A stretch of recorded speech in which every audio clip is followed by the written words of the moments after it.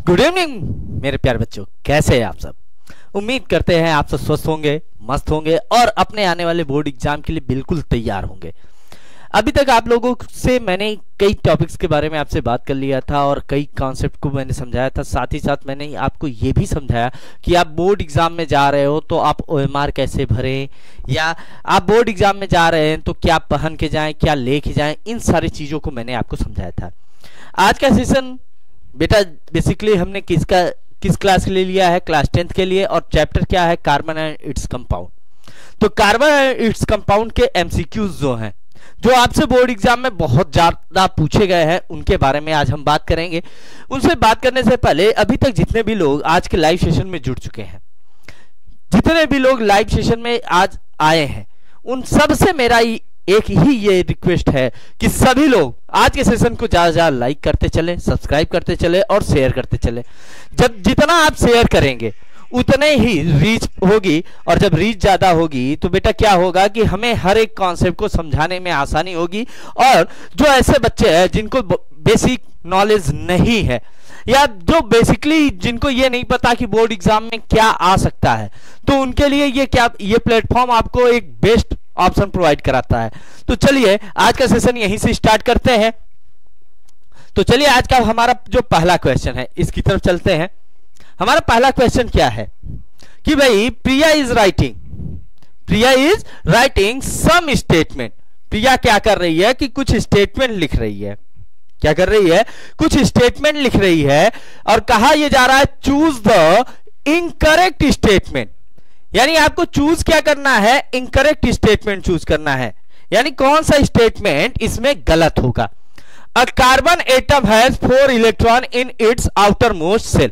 पहले तो अगर हम बात करें कार्बन की, तो कार्बन का एटॉमिक नंबर क्या होता है बेटा? 6 होता है।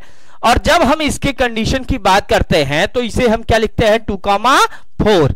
तो इसके आउटर मोस्ट में यानी सबसे बाहर की तरफ कितने इलेक्ट्रॉन आपको दिख रहे हैं? 4 इलेक्ट्रॉन। तो यही तो कह रहा है पहले स्टेटमेंट में कि a carbon atom has 4 electron in outermost shell. तो यह बात क्या है? सही है। और हमें ढूंढना क्या है बेटा? इनकरेक्ट, यानी कौन सी बात गलत है यह ढूंढना है, और सही बात हमें मिल गई। दूसरे में बात करें तो carbon atoms can achieve the inert gas electron arrangement only by the sharing of electrons, therefore carbon always form covalent bond. यह बात भी सही कहा जा रहा है कि भाई कार्बन कैसा बॉन्ड फॉर्म करता है। दिमाग में बैठा लीजिएगा कि कार्बन का जो बॉन्ड होता है वो कौन सा बॉन्ड होता है? Covalent bond. क्या होता है? Covalent bond. अगर कार्बन का बॉन्ड कोवैलेंट है तो बेटा यहां पे आपको दूसरी बात भी क्या मिल गई? सही मिल गई। यानी पहला स्टेटमेंट करेक्ट है, दूसरा स्टेटमेंट करेक्ट है। अब अगर हम तीसरे स्टेटमेंट की बात करें कि 1 carbon atom requires 8 electron to achieve the 8 electrons inert gas structure. भाई अब कार्बन से कह रहा है, ये तो भाई सेकंड स्टेटमेंट का था, ये फर्स्ट का। अब हम थर्ड स्टेटमेंट की बात कर रहे हैं। कहा यह जा रहा है कि कार्बन के पास कितने रिक्वायरमेंट है? 8 इलेक्ट्रॉन। तो भाई ये बताओ आउटर मोस्ट में कितने इलेक्ट्रॉन है? 4। 8 होने के लिए इसको कितना चाहिए? भाई 4 ही तो चाहिए। कितने चाहिए? 4। तो 8 यहां पे नीड है क्या? तो यहां पे 8 की नीड नहीं है। तो यहां से ये स्टेटमेंट क्या हो जाएगा? गलत हो जाएगा। नन ऑफ द एबव से कोई लेना देना नहीं है। तो यहां से अगर हम इस क्वेश्चन की बात करें तो इस क्वेश्चन में जो करेक्ट आंसर आएगा वो हमारा कौन सा आएगा? थर्ड वन, यानी सी ऑप्शन। इनकरेक्ट स्टेटमेंट क्या आएगा कि 1 carbon atom requires 8 electrons to achieve the 8 electron inert gas structure, therefore the valency of carbon is 6। अब यहां पे ये बात भी देखिए, ध्यान दीजिएगा कि कार्बन की वैलेंसी 6 ना होके कितनी होती है? 4। और 4 में भी कभी कभी आपसे पूछ ले तो आप क्या बताएंगे? +4 एंड -4। यानी ये दोनों वैलेंसी शो करता है, ये कैटायन भी बनाता है और एनायन भी बनाता है। ये बात क्लियर हो गई। अब चलते हैं बेटा नेक्स्ट क्वेश्चन पे। नेक्स्ट क्वेश्चन पे चलने से पहले जितने भी लोग लाइव सेशन में हो सभी लोग शेयर करते चलो। अब क्या है बेटा सेकंड में कि which of the following represent saponification reaction. जब कभी भी सैपोनिफिकेशन रिएक्शन की बात हो, किसकी बात हो? Saponification reaction.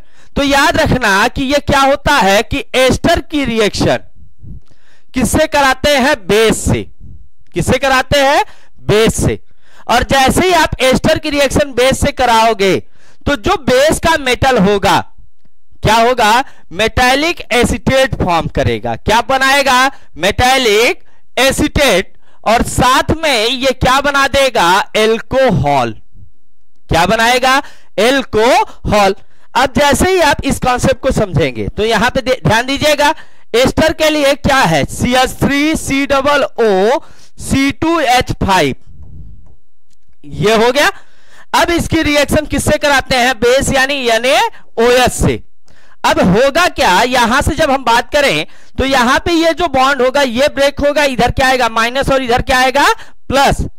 इस बॉन्ड को ब्रेक करते हैं तो यहां से ये ब्रेक होगा तो क्या होगा? Na plus OH minus. Plus किससे अटैच होगा? माइनस से। माइनस किससे अटैच होगा? प्लस से।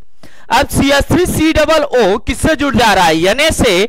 तो क्या बना लेगा? CH3COO Na। साथ ही साथ ये क्या बना लेगा? C2H5 किससे जुड़ा? OH से। तो क्या बनाएगा? C2H5OH। अब जो ये रिएक्शन मैकेनिज्म फॉलो कर रहा होगा बेटा वही आपका क्या होगा? करेक्ट आंसर होगा। तो यहां से अब अगर हम इसे देखें तो इस क्वेश्चन में क्या है? पहले में CH3COO Na तो हमें मिलना चाहिए, तो यहां से ये ऐसे ही गलत हो गया। CH3COOH एस्टिक एसिड है, यहां से ये गलत हो गया। ये भी एस्टिक एसिड है, ये भी गलत हो गया। लेकिन ये हमारा क्या है? एस्टर है। ये हमारा क्या है? बेस है। ये हमारा क्या बन गया? Sodium acetate. और साथ में ये क्या बन गया? एथेनॉल। तो जैसे ही ये कंडीशन आया तो हमारा यहां से करेक्ट आंसर क्या निकल के आएगा? ऑप्शन नंबर डी, यानी CH3COO C2H5 plus NaOH from CH3COO Na plus C2H5OH। Clear? Sorry. अब चलते हैं नेक्स्ट क्वेश्चन पर। क्या कह रहा है बेटा कि the hetero atoms present in CH3। अब यहां पे आप ध्यान दीजिए, CH3 CH2O CH2 CH2Cl। अब यहां पे कह रहा है हेट्रो एटम। अब हेट्रो एटम आप कैसे दिमाग में बैठाएंगे भाई? हाइड्रोकार्बन। क्या है? हाइड्रोकार्बन है। हाइड्रोकार्बन कहने का मतलब क्या है कि हाइड्रोजन प्लस कार्बन। क्या है? Hydrogen plus carbon. अगर हाइड्रोजन के साथ कौन है? कार्बन है, तो ये तो हाइड्रोकार्बन है। इसके अलावा जो भी हो, यानी C और H के अलावा जो भी मिल जाए वही आपका क्या होगा? हेट्रो एटम होगा। तो C और H के अलावा हमें क्या मिला? ऑक्सीजन मिला। और यहां पे हमें क्या मिल गया? क्लोरीन मिल गया। तो ऑक्सीजन एंड क्लोरीन। तो चलिए पहले में देखिए, ऑक्सीजन एंड कार्बन, ये तो नहीं है। कार्बन तो इसी में है। कार्बन हाइड्रोजन, ये तो होना ही नहीं है। हाइड्रोजन यहां मिल गया इसलिए नहीं होना है। ऑक्सीजन एंड क्लोरीन यही होगा। तो यहां से हमारा कौन सा ऑप्शन करेक्ट होगा? Option number 4, oxygen and chlorine. ये बात क्लियर हो गई। अब चलते हैं बेटा नेक्स्ट क्वेश्चन पर। नेक्स्ट क्वेश्चन में क्या कह रहा है कि Badal appeared in class test but he confused to know the correct statement. Would you help him to know that? कह रहा है कि बादल एक बच्चा है जो क्लास टेस्ट दे रहा है, लेकिन वो क्लास टेस्ट देते समय वो कंफ्यूज हो जा रहा है। अब आप उसे कैसे बताएंगे कि कौन सा स्टेटमेंट यहां करेक्ट है? ठीक है। अब यहां पे ध्यान दीजिए, पहले में क्या कर रहा है? If we burn diamond in oxygen then only carbon dioxide gas is formed and nothing is left behind. Diamond, अब डायमंड का जो सिंबल होता है बेटा वो क्या होता है? सी। क्या होता है? सी। किससे कह रहा है? किसके प्रेजेंस में? ऑक्सीजन। तो ऑक्सीजन के प्रेजेंस में अगर कार्बन रिएक्ट करता है तो क्या बनाता है? Carbon dioxide. इसके अलावा कुछ बनाया क्या? नहीं बनाया। तो ये स्टेटमेंट क्या होगा आपका? करेक्ट होगा। दूसरे में आइए कि diamond does not conduct electricity. ये बात भी क्लियर है कि बेटा डायमंड इलेक्ट्रिसिटी कंडक्ट नहीं करता, यानी ये क्या होता है? इंसुलेटर होता है। और ग्रेफाइट क्या होता है? कंडक्टर होता है। तो इंसुलेटर है तो ये कंडक्ट इलेक्ट्रिसिटी की बात तो नहीं करेगा ना। जब क्या लिखा हो? Does not conduct electricity. तो ये बात भी क्या हो गई, सही हो गई। तीसरी बात करते हैं, diamond and graphite are the two common allotropes of carbon. ये बात भी क्लियर है बेटा कि डायमंड और ग्रेफाइट ये किसके एलोट्रोप होते हैं, कार्बन के। मैंने जब आपको कार्बन एंड इट्स कंपाउंड पढ़ाया था तो उसमें मैंने आपको एलोट्रोप्स बताया था, जिसमें डायमंड, ग्रेफाइट, चारकोल, कोल, कोक, ये सारी चीजें मैंने बताया था। तो यहां पे ये बात भी क्या हो गई, करेक्ट हो गई। तो अब यहां पे फोर्थ में कह रहा ऑल ऑफ द एबव। जब तीनों बातें करेक्ट हैं तो चौथी तो अपने आप करेक्ट हो जाएगी। तो यहां से कौन सा ऑप्शन सही हो जाएगा, D option, all the above. ये बात क्लियर। अब चलते हैं बेटा क्वेश्चन नंबर 5 की तरफ। क्वेश्चन नंबर 5 में क्या कह रहा है कि which of the following statement is are correct, यानी इसमें से कौन सी ऐसी बात है जो सही है। अब ये सारी बातों को याद रखने के लिए आपको कुछ कॉन्सेप्ट ध्यान देना है कि भाई अगर हम कार्बन एंड इट्स कंपाउंड पढ़ रहे हैं, कार्बन एंड इट्स कंपाउंड के बारे में जानना है, तो सबसे पहले तो आपको कार्बन और हाइड्रोजन इनके नेचर के बारे में पता होना चाहिए, क्योंकि हाइड्रोकार्बन का कॉन्सेप्ट है। अगर इनका नेचर आपको क्लियर है तब आप क्या कर सकते हैं कि हर एक कॉन्सेप्ट क्लियर कर सकते हैं। ठीक है, अब यहां पे ध्यान देना है कि पहले में क्या कह रहा है, each carbon atom in a graphite layer is joined to 3 other carbon atom by strong covalent bond to form flat hexagonal rings. ये बात क्या है, सही है। क्यों, क्योंकि कार्बन क्या करता है, ऐसे रिंग अरेंज करता है और ये रिंग अरेंज करके क्या बनाता है, हेक्सागोनल फॉर्म बनाता है। अब ऐसे ही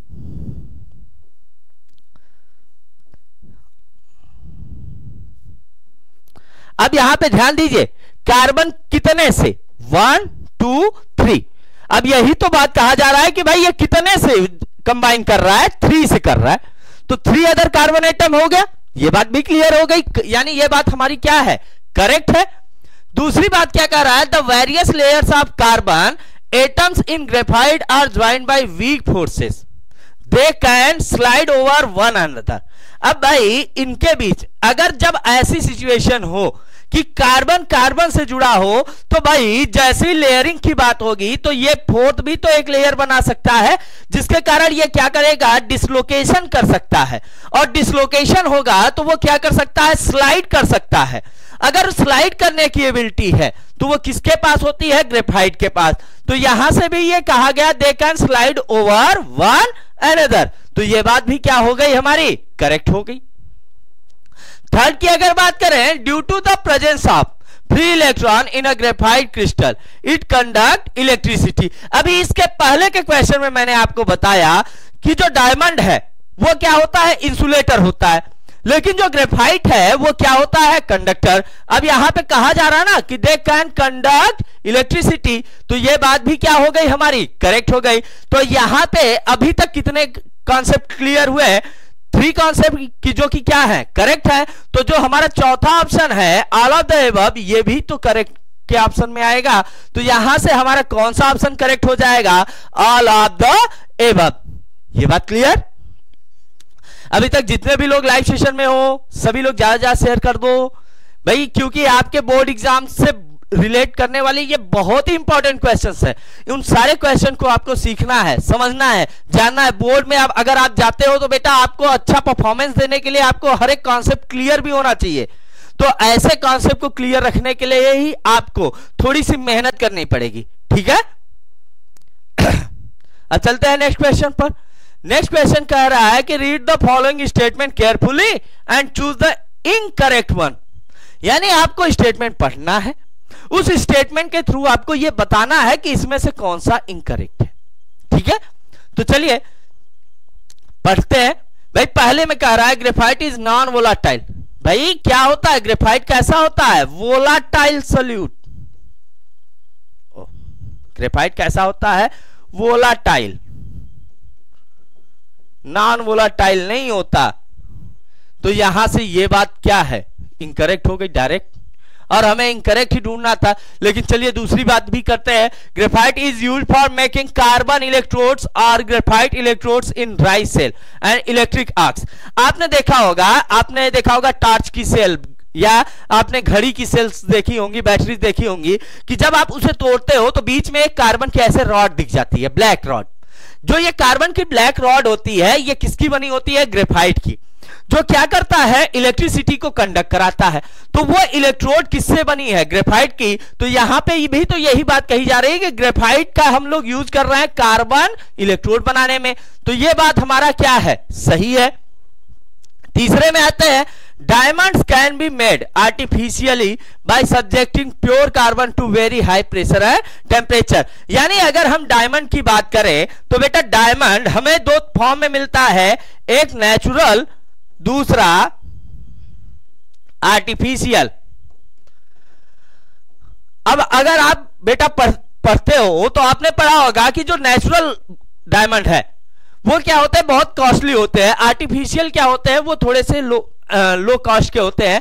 और अमेरिका एक ऐसी कंट्री है कि जो कि क्या करती है? हाई कंट्रीब्यूशन है जिसका आर्टिफिशियल डायमंड मेकिंग में।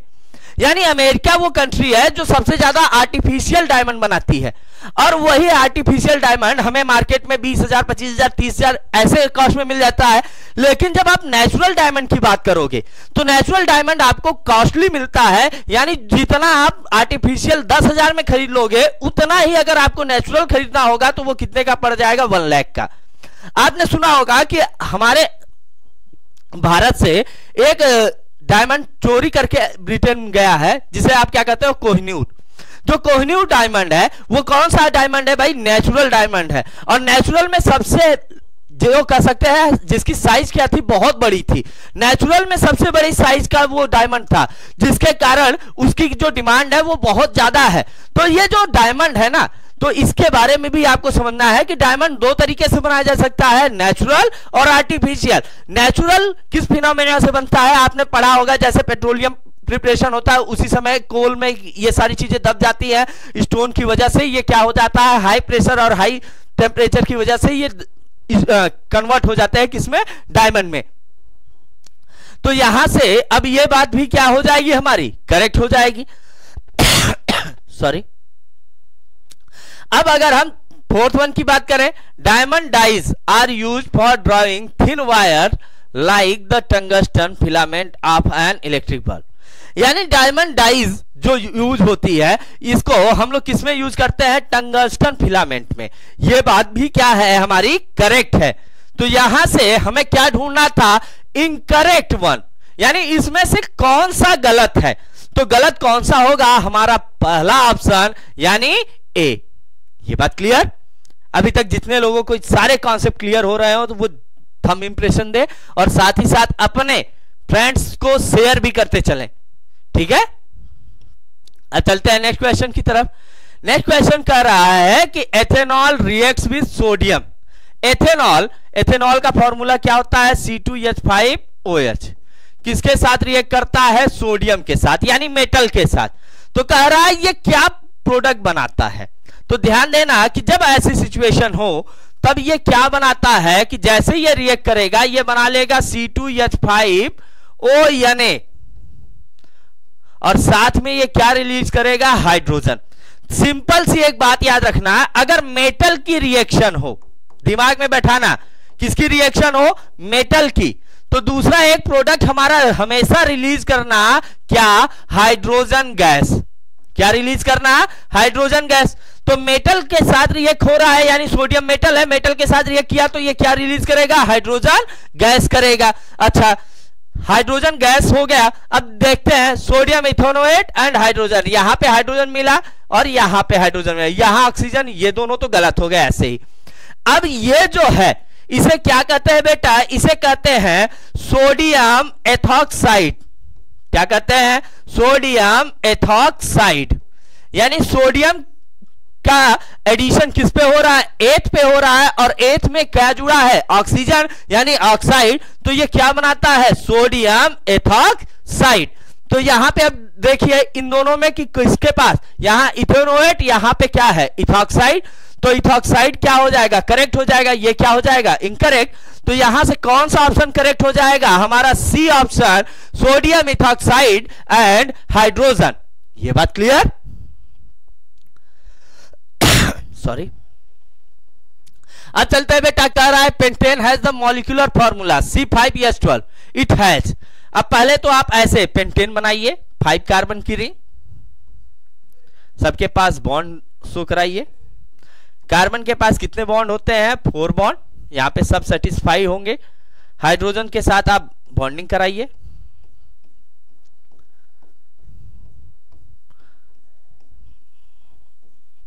अब मैंने ऐसे ये कर लिया। अब यहां पे आप काउंट कीजिए कार्बन कितने हैं, 1 2 3 4 5, हाइड्रोजन 1 2 3 4 5 6 7 8 9 10 11 एंड 12। ये हो गया, बैलेंस है। अब कह रहा है इसके पास कितने कोवेलेंट बॉन्ड है, तो काउंट कीजिए 1 2 3 4 5 6 7 8 9 10 11 12 13 14 15 एंड 16। कितने हैं? 16। तो देखिए इसमें क्या कह रहा है, 5 रॉन्ग, 12 रॉन्ग, 16 करेक्ट, 17 रॉन्ग। तो यहां से हमारा कौन सा ऑप्शन करेक्ट हो जाएगा? C option, 16 covalent bonds. ये बात क्लियर हो गई? सॉरी। अब चलते हैं नेक्स्ट क्वेश्चन पर। नेक्स्ट क्वेश्चन कह रहा है कि इन द सोप मिसल्स। अब भाई अगर हम सोप मिसल की बात कर रहे हैं तो सोप मिसल में होता क्या है? The ionic end of soap is one on the surface of the cluster while the carbon chain is in the interior of cluster. Ionic end of the soap is in the interior of the cluster and the carbon chain is out of the cluster. Both ionic and carbon chain are in the interior of ये दोनों तो गलत है बेटा, पहले तो ऐसे ही याद रखना। कभी भी आयनिक जो एंड होता है ये सोप के सरफेस पर होता है, यानी ऑन द सरफेस होता है, और जो ये कार्बन चेन होती है ये इंटीरियर क्लस्टर में होता है। तो ये बात हमारी क्या है? करेक्ट है।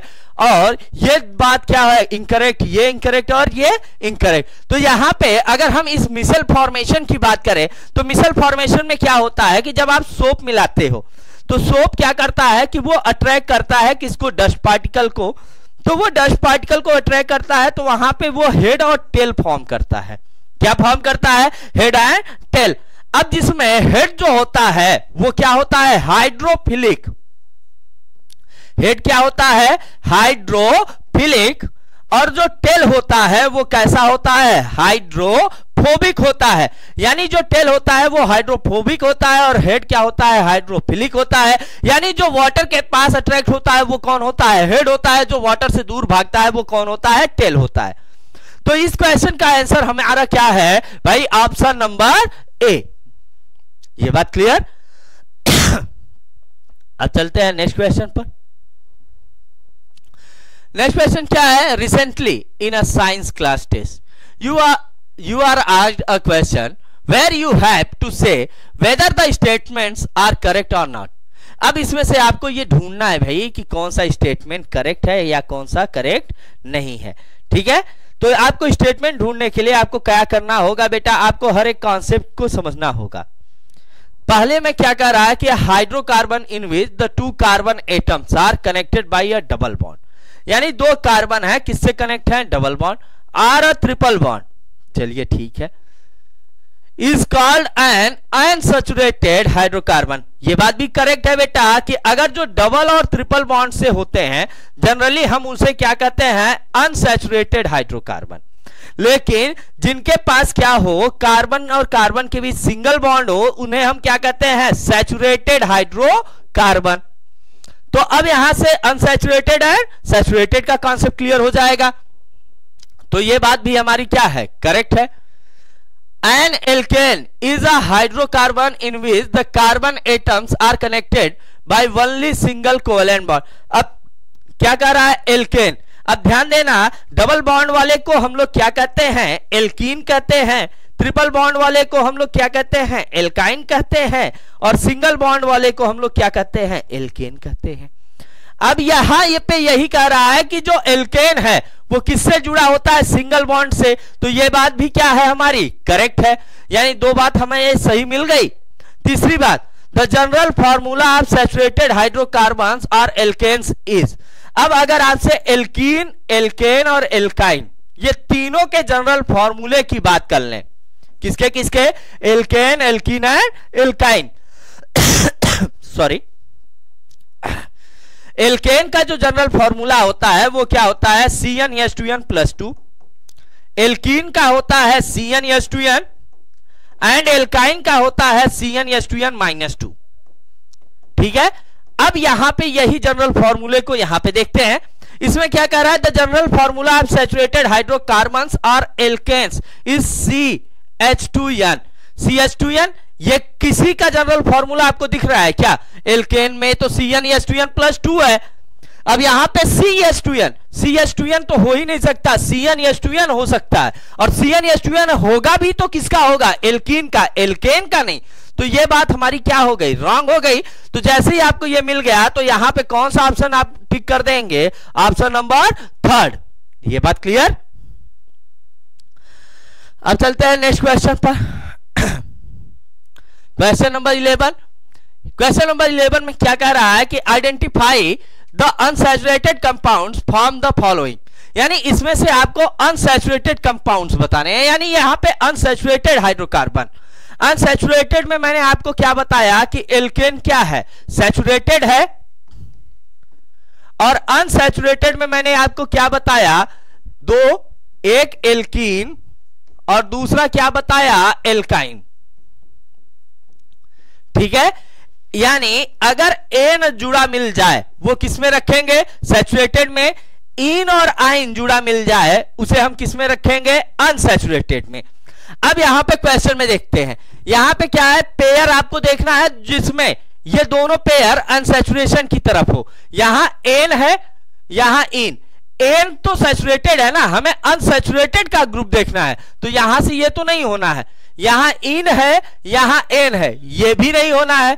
यहां वाई आइन है, यहां एन है, नहीं होना। यहां पे क्या है, इन है और यहां पर आइन। इन और आइन ये किसके ग्रुप है, अनसैचुरेटेड के। तो यहां से कौन सा ऑप्शन करेक्ट हो जाएगा, ऑप्शन नंबर 4 यानी डी ऑप्शन। ये बात क्लियर हो गई। अभी तक जितने भी लोग लाइव सेशन में हो सभी लोग जल्दी से जल्दी जितना हो सके शेयर करते चलो। अब चलिए नेक्स्ट क्वेश्चन पे आते हैं। नेक्स्ट क्वेश्चन में क्या कह रहा है कि Priya is writing some statement, choose the incorrect statement. यानी प्रिया कुछ लिख रही है, कुछ स्टेटमेंट लिख रही है, उन स्टेटमेंट में आपको चूज करना है कि कौन सा स्टेटमेंट ऐसा है जो गलत है। यानी सही स्टेटमेंट नहीं, आपको क्या चूज करना है, गलत। तो चलो गलत देखते हैं। पहले स्टेटमेंट में क्या लिख रही है, the unsaturated hydrocarbon having double bonds और triple bonds between the carbon atoms are less reactive than saturated hydrocarbon। चलिए अब ये थोड़ा सा आगे चलते हैं। सेकंड में the ethane molecule C2H6 is made up of 2 carbon atom and 6 hydrogen atom। ये बात तो एकदम करेक्ट है ना भाई, C2H6 2 कार्बन और 6 hydrogen. the simplest alkyne is ethine having the molecular formula C2H2। ये बात भी क्या है, सही है। क्यों, क्योंकि जब आप C ट्रिपल बॉन्ड C की बात करोगे तो यहां पे एक टर्मिनल फ्री है ना, उस पे क्या हो जाएगा, हाइड्रोजन। तो कितने कार्बन, 2 कार्बन 2 हाइड्रोजन। ये बात भी हमारी क्या है, correct. An unsaturated hydrocarbon in which the 2 carbon atoms are connected by a triple bond is called an alkyne. ये बात भी क्लियर है कि भाई अगर 2 कार्बन ट्रिपल बॉन्ड से हैं तो उन्हें क्या कहते हैं, एल्काइन कहते हैं। ये बात भी हमारी क्या मिल गई, करेक्ट मिल गई।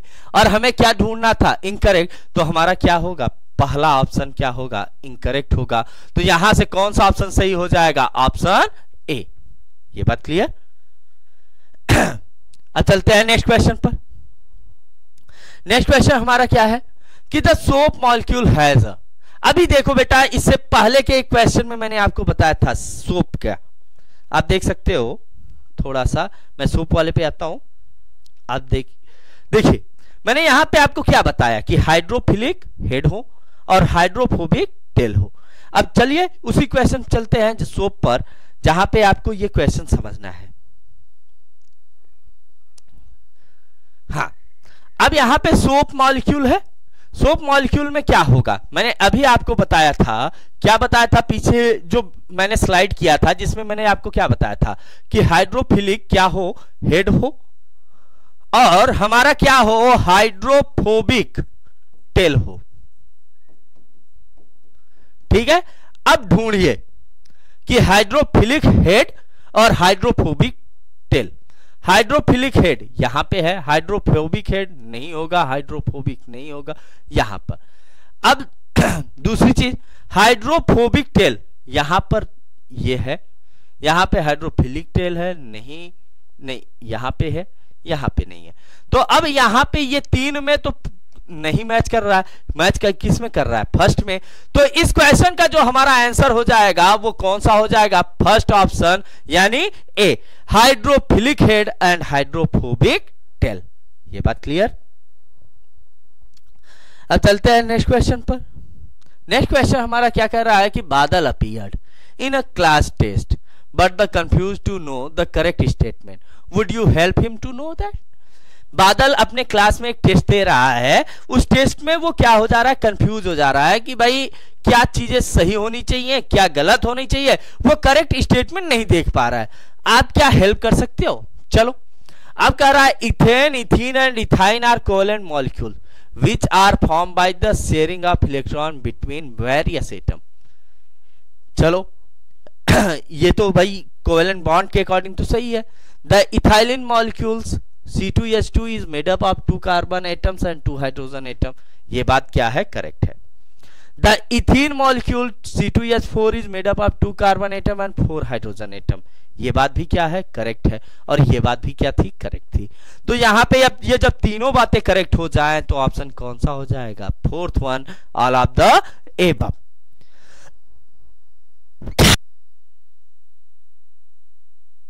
ठीक है, अब चलते हैं नेक्स्ट क्वेश्चन पर। हमारा नेक्स्ट क्वेश्चन क्या कह रहा है कि oils on treating with hydrogen in the presence of palladium, यानी अगर आप ऑयल को किसके साथ? हाइड्रोजन के साथ, किसके प्रेजेंस में? पैलेडियम और निकेल के प्रेजेंस में हीट करते हो, तब ये किस में कन्वर्ट हो जाता है? फैट में। किस में कन्वर्ट हो जाता है? फैट में। अब जिसे हम लोग क्या बोलते हैं? Hydrogenation reaction of oil. तो यहां पे कह रहा है कि ये किसका एग्जाम्पल है? तो याद रखना है, ये जब ऑयल हाइड्रोजन को पूरी तरीके से ऐड करता, क्या करता है? ऐड करता है। जब ऐड हो रहा है तो ऐड होने वाला रिएक्शन कौन सा होता है? Addition reaction. तो यहां पे भाई देखिए, पहले में ऑक्सीडेशन ये तो नहीं है, क्योंकि हाइड्रोजन ऐड होना क्या है? रिडक्शन है, ऑक्सीडेशन नहीं है। डिस्प्लेसमेंट, किसी को निकाल नहीं रहा है।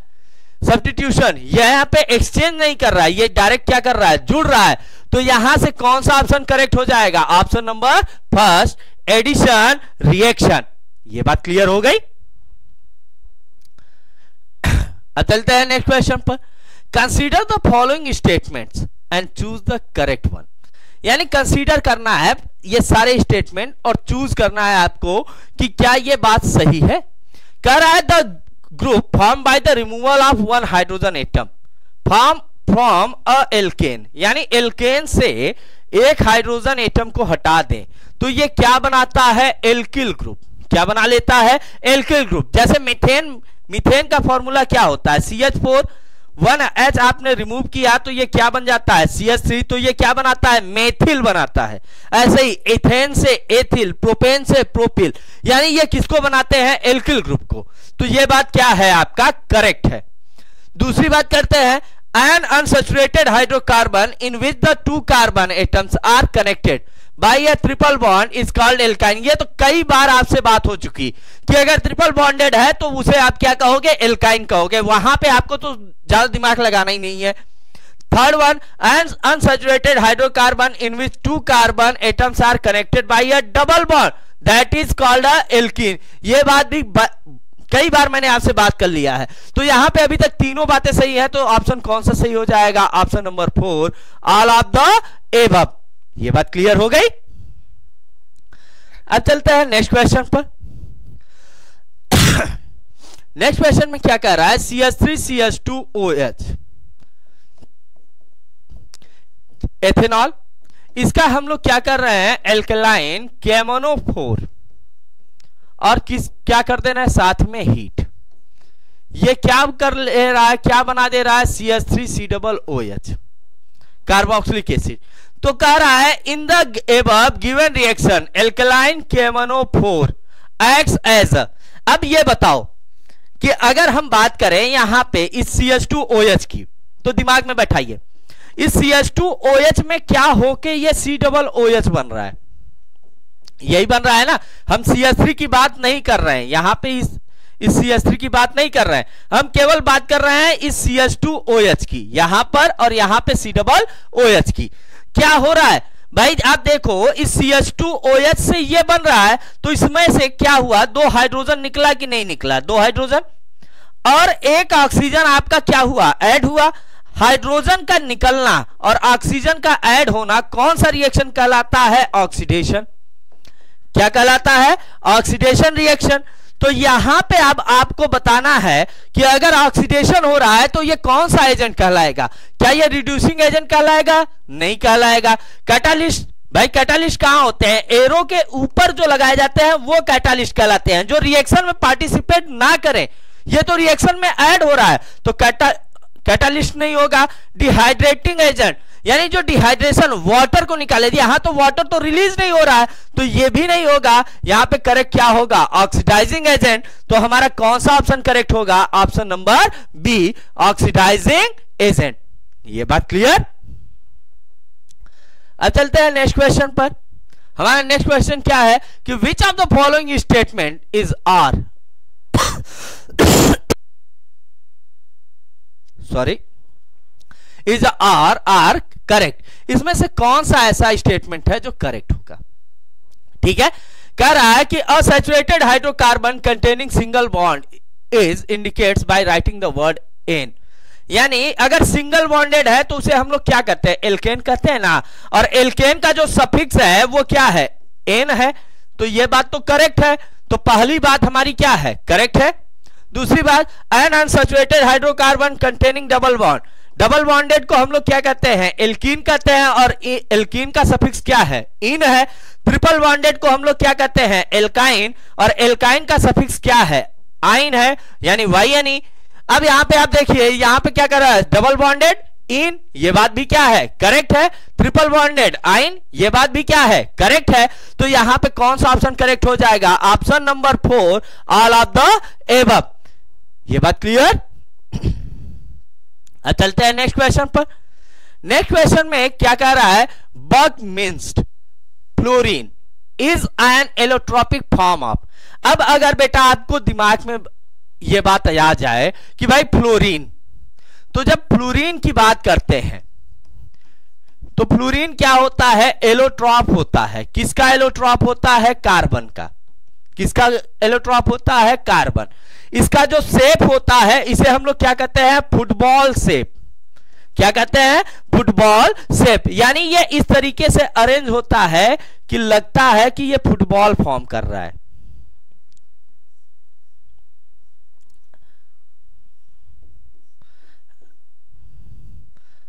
जैसे फुटबॉल में होते हैं ना, ऐसे। और ये सर्कल में चला जाता है, तो ये इसीलिए इसे कहा गया फुटबॉल शेप। तो बकमिंस्ड फ्लोरीन क्या होता है, एलोट्रॉप होता है। किसका एलोट्रॉप होता है, कार्बन का। तो यहां पे आप देखिए कौन सा ऑप्शन, सी ऑप्शन, यानी कार्बन का ये क्या होता है, एलोट्रॉप होता है। ये बात क्लियर। और आज का लास्ट क्वेश्चन, लास्ट क्वेश्चन में क्या दिया है कि recently in a science class test you are asked a question where you have to say whether the statements are correct or not। अब एक साइंस के टेस्ट में यह पूछा गया कि इसमें से बताइए कि कौन सा स्टेटमेंट सही है, कौन सा स्टेटमेंट नहीं। अब कह रहा है any two adjacent homologous differ by a 1 carbon atom and 2 hydrogen atom in their molecular formula। अब जैसे मान लेते हैं हमारे पास क्या है, CH3 CH2 CH3, जिसे हम लोग क्या कहेंगे, प्रोपेन। क्या कहेंगे, प्रोपेन। प्रोपेन के बाद हमारा क्या आता है, ब्यूटेन। प्रोपेन के पास कितने कार्बन होते हैं, 3, ब्यूटेन के पास 4। अब अगर हम इसे अरेंज करें तो इसी तरीके से लिखेंगे, ब्यूटेन हो गया।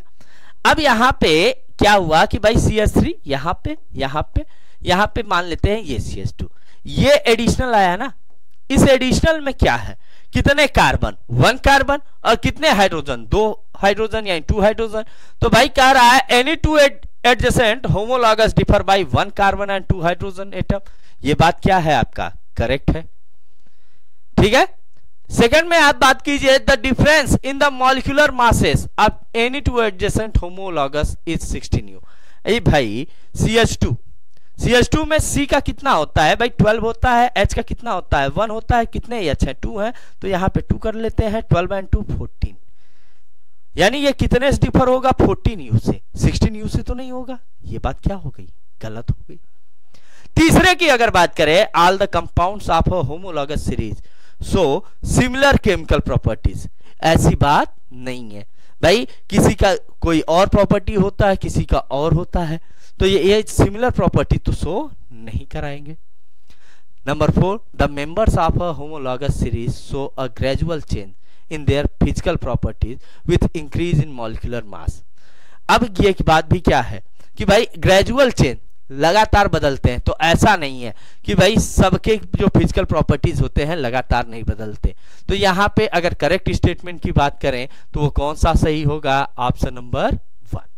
ये बात क्लियर।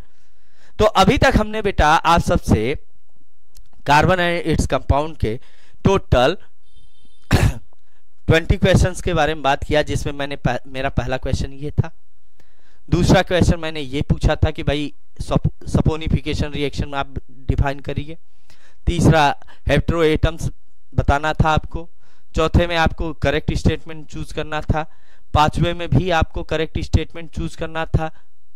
छठवें में आपको चूज करना था इनकरेक्ट ऑप्शन। सातवें में आपको बताना था कि भाई एथेनॉल रिएक्ट करके क्या बनाएगा सोडियम के साथ।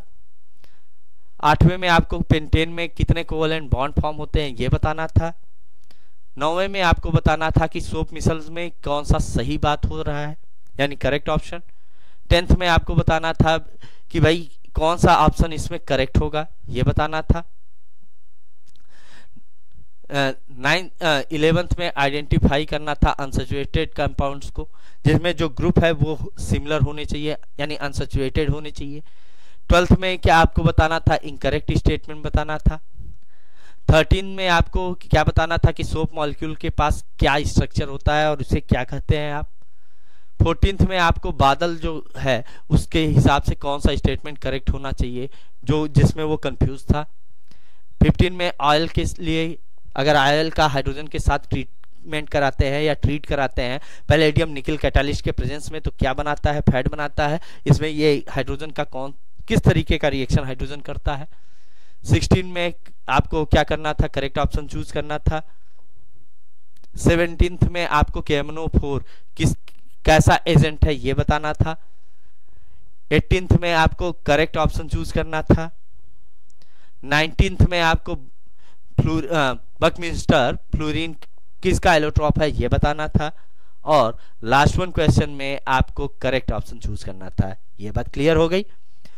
तो उम्मीद करते हैं कि आज आपको बताए गए जो 20 क्वेश्चंस हैं वो आप सबने अच्छे से समझा होगा, पढ़ा होगा, मन लगा के ध्यान दिया होगा।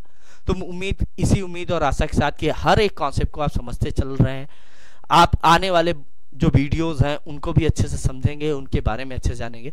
तो इसी उम्मीद और आशा के साथ कि आप सब अपने बोर्ड एग्जाम में अच्छा से अच्छा परफॉर्म करेंगे। चलिए मिलते हैं आपसे नेक्स्ट वीडियो में, तब तक के लिए धन्यवाद। जय हिंद, जय भारत।